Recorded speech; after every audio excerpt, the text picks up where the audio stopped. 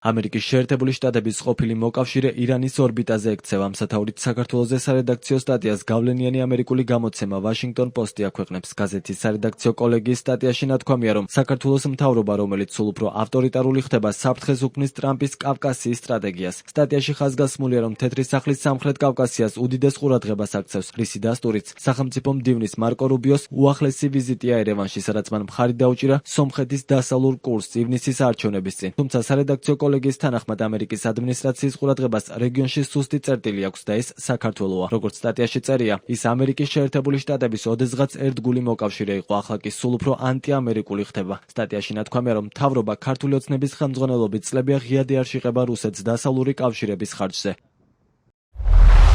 სანამ ტრამპის ადმინისტრაცია მუშაობს აზერბაიჯანსა და სომხეთს შორის სამშვიდობო შეთანხმების გამტკიცებაზე, რომელიც ორ ქვეყანას შორის სატრანზიტო დერეფნის გახსნას ეფუძნება, საქართველოს ცდილობს მოლაპარაკებების მაგიდასთან თავისი ადგილი დაემკვიდროს. ეჯგვარეშია, რომ მისი შავი ზღვის ღრმაწლოვანი პორტები მნიშვნელოვან როლს შეასრულებს ევროპაში ტვირთების გადაზიდვაში. ქართული ოცნება ნამდვილად შეეცდება პრეზიდენტ დონალდ ტრამპს ტრანზაქციული ან გარიგებაზე დაფუძნებული ურთიერთობა შესთავაზოს, თუმცა ეს არის მთავრობა, რომელიც ღიად ეარშიყება ამერიკის ერთ-ერთ ყველაზე სასტიკ მტერს. მიმდინარე წლის დასაწყისში თბილისში ირანის საელჩოს მიერ ორგანიზებულ ღონისძიებაზე, რომელიც 1979 წლის ისლამური რევოლუციის წლის თავისად მიიღო მიძღვნილი, სიტყვით გამოვიდა საქართველოს საგარეო საქმეთა მინისტრის მოადგილე. რატომ უნდა დაუჭიროს მხარი ტრამპის ადმინისტრაციამ სულ უფრო ავტორიტარულ საქართველოს მთავრობას, ისე რომ პირველ რიგში არ დაინახოს მნიშვნელოვანი ცვლილებები, რომლებიც დაამტკიცებდა, რომ თბილისს შეუძლია უფრო კონსტრუქციული როლი შეასრულოს, ვიდრე ამას ბოლო წლებში აკეთებდა. ეს ნიშნავს პოლიტიკური პატიმრების გათავისუფლებას, სამოქალაქო თავისუფლებების აღდგენას და პროდასალურ სამოქალაქო საზოგადოებაზე ზეწოლის დასრულებას. ქვეყანაში სახიფათო პროირანული ქსელების დემონტაჟი არანაკლებ მნიშვნელოვანია.